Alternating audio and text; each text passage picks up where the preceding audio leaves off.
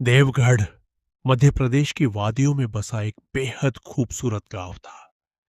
लेकिन इस गांव की खूबसूरती के पीछे छिपे थे कुछ ऐसे भयानक रहस्य जिनका खौफ उस समय के साहसी लोगों के दिलों में भी बसा हुआ था। एक रात राघव अपने मित्रों से मिलने के लिए घर से निकला।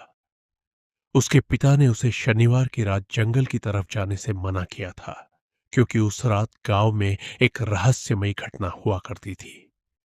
कहा जाता था कि हर शनिवार की रात चार भयानक आदमी एक ताबूत अपने कंधों पर उठाकर जंगल के रास्तों से गुजरते थे। राघव ने अपने पिता की चेतावनी को नजरअंदाज कर दिया और अकेला जंगल की तरफ बढ़ गया। रात का अंधेरा लगातार गहराता जा रहा था। चारों तरफ सन्नाटा था और जंगल की पगडंडी पर सिर्फ राघव के कदमों की आवाज सुनाई दे रही थी। कुछ दूर जाने के बाद अचानक उसे भारी कदमों की आहट सुनाई देने लगी। आवाज धीरे धीरे उसके करीब आती जा रही थी। राघव घबराकर रास्ते के किनारे मौजूद झाड़ियों में छिप गया। कुछ ही क्षणों बाद उसे वह रहस्यमयी मंत्र सुनाई देने लगा जिसके बारे में उसके पिता ने उसे चेतावनी दी थी। राघव ने डरते हुए झाड़ियों के बीच से बाहर देखने की कोशिश की, और तभी उसकी नजर उन चार आदमियों पर पड़ी। चारों अपने कंधों पर एक पुराना ताबूत उठाए हुए जंगल के रास्ते पर आगे बढ़ रहे थे। उन्हें देखते ही राघव पूरी तरह से डर गया। वो झाड़ियों के अंदर दुबक कर बैठ गया और काफी देर तक अपनी सांस तक रोक कर रखी। कुछ समय बाद कदमों की आवाज धीरे धीरे दूर होने लगी। राघव ने राहत की सांस ली, और जब उसे लगा कि वे लोग वहां से चले गए हैं, तो वह झाड़ियों से बाहर निकल आया। उसने चारों तरफ देखा। वहां कोई नहीं था, लेकिन जैसे ही उसने आगे कदम बढ़ाया, उसके ठीक पीछे से फिर वही रहस्यमयी आवाज सुनाई देने लगी।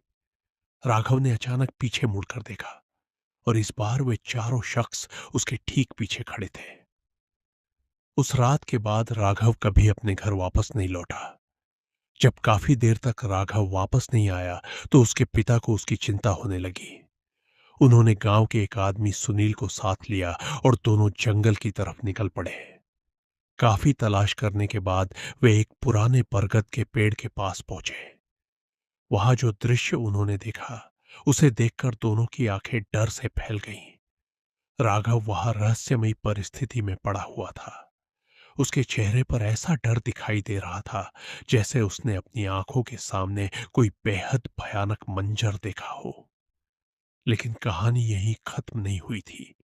राघव के साथ हुई उस रहस्यमयी घटना के लगभग 400 साल बाद एक अंधेरे जंगल में नंदिनी अकेली खड़ी थी। चारों तरफ घना जंगल, सुनसान रास्ता और चारों ओर फैला हुआ कोहरा था। नंदिनी खुद को उस जगह देखकर परेशान थी। उसे समझ नहीं आ रहा था कि वह वहां कैसे पहुंची। तभी उसे टप टप करके किसी चीज के गिरने की आवाज सुनाई देने लगी। वह आवाज लगातार उसके कानों में पड़ रही थी। उसी समय आसमान से एक विशालकाय भयानक पक्षी उसकी तरफ उड़ता हुआ आया। नंदिनी डरकर वहां से भागने लगी। वह पक्षी लगातार उसका पीछा कर रहा था। भागते भागते नंदिनी अचानक एक पेड़ से टकरा गई। तभी उसकी नजर उस पेड़ पर पड़ी। उस पेड़ से हरे रंग का एक अजीबोगरीब तरल पदार्थ बूंद बूंद करके नीचे गिर रहा था। नंदिनी उस हरे तरल को हैरानी से देखने लगी, और तभी उसकी नींद खुल गई। सुबह के 9 बज चुके थे। नंदिनी अपनी साथी काव्या के साथ दिल्ली में रहती थी। दोनों एक लैब में काम करती थी। उस दिन लैब पहुंचने के बाद काव्या को प्रोफेसर अरविंद का फोन आया। प्रोफेसर ने उन्हें एक खास एंटीडोट तैयार करने की जिम्मेदारी दी थी, लेकिन काफी समय बीत जाने के बाद भी वह तैयार नहीं हो पाया था। काव्या ने प्रोफेसर से कुछ और समय मांगा। इसके बाद उसने एक पुरानी किताब निकाली।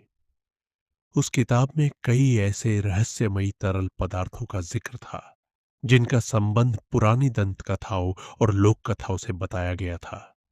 उसी किताब में एक बेहद रहस्यमयी तरल पदार्थ के बारे में लिखा था। उसका नाम था मृत्युंजय अमृत। किताब के अनुसार एक खास पेड़ से हर पूर्णिमा की रात एक हरे रंग का तरल पदार्थ टपकता था।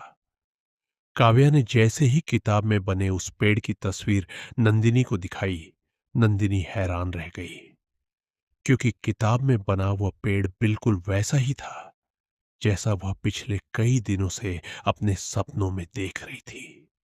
अब नंदिनी को यकीन हो चुका था कि उसके सपने महज सपने नहीं थे। दोनों ने उस रहस्यमयी पेड़ और मृत्युंजय अमृत के बारे में पता लगाने के लिए देवगढ़ जाने का फैसला किया। अगली सुबह दोनों बस से देवगढ़ के लिए निकल पड़ी। लगभग 5 घंटे के सफर के बाद वे देवगढ़ पहुंची।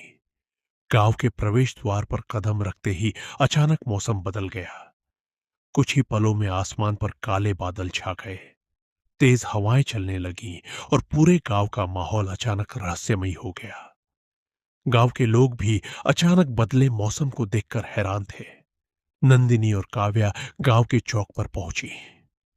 वहां उनकी मुलाकात गांव के रहने वाले रघुवीर से हुई। रघुवीर ने दोनों लड़कियों का स्वागत किया और उन्हें अपने घर पर रहने की जगह दे दी। रघुवीर की पत्नी सरोज ने भी दोनों का प्यार से स्वागत किया। लेकिन उसी समय घर के मंदिर में जल रहा दीपक अचानक बुझ गया। उधर गांव के मंदिर में बैठे पुजारी ने भी दीपक को अचानक बुझते हुए देखा। उसे यह एक अशुभ संकेत लगा। नंदिनी और काव्या को रघुवीर के बेटे अमन ने उनके कमरे तक पहुंचाया। बातों बातों में अमन ने उन्हें गांव के 400 साल पुराने राजमहल के बारे में बताया। वह राजमहल कभी राजा सूरजभान का हुआ करता था। नंदिनी ने जैसे ही राजमहल का नाम सुना, उसके मन में एक अजीब सी हलचल होने लगी। उसे ऐसा महसूस हुआ जैसे उसने उस राजमहल को पहले कभी देखा हो। नंदिनी और काव्या ने अमन से रात में उन्हें राजमहल दिखाने के लिए कहा। रात लगभग 12 बजे अमन दोनों को लेकर राजमहल की तरफ निकल पड़ा। तीनों कुछ देर बाद एक विशाल और पुराने राजमहल के सामने खड़े थे। महल का मुख्य दरवाजा वर्षों से बंद था, इसलिए उन्हें एक खिड़की के रास्ते अंदर जाना पड़ा। जैसे ही नंदिनी ने राजमहल के अंदर कदम रखा, उसे वहां की हर चीज जानी पहचानी लगने लगी। दीवारें, गलियारे, पुरानी तस्वीरें, सब कुछ जैसे उसके किसी पुराने सपने का हिस्सा हो। उसी समय बाहर गांव में तेज आंधी चलने लगी। गांव के लोग अपने अपने घरों में जाग गए। अचानक पूरे गांव में वही रहस्यमयी आवाज गूंजने लगी जिसके बारे में बुजुर्ग वर्षों से बताते आए थे। आवाज सुनते ही गांव के लोगों के दिलों में डर समा गया। पुजारी घबराकर रघुवीर के घर पहुंचा और उसे नींद से जगाया। उसे यकीन था कि निशिर मुलु फिर से जाग चुके हैं।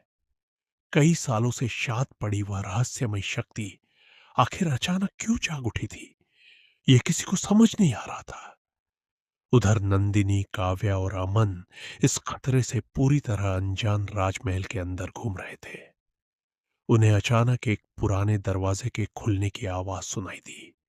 तीनों चौंक कर उस तरफ देखने लगे, लेकिन उन्हें अंदाजा नहीं था कि उस दरवाजे के पीछे उनके लिए क्या छिपा हुआ था।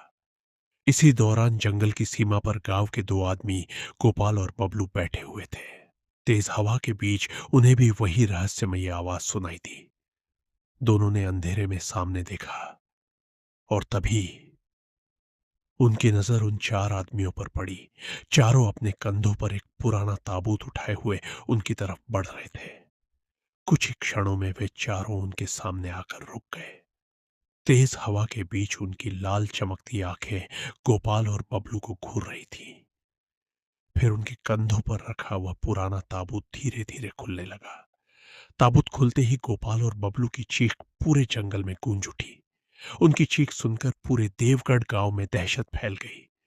किसी को समझ नहीं आ रहा था कि जंगल में आखिर हुआ क्या था। निशिर मुलु आखिर कौन थे?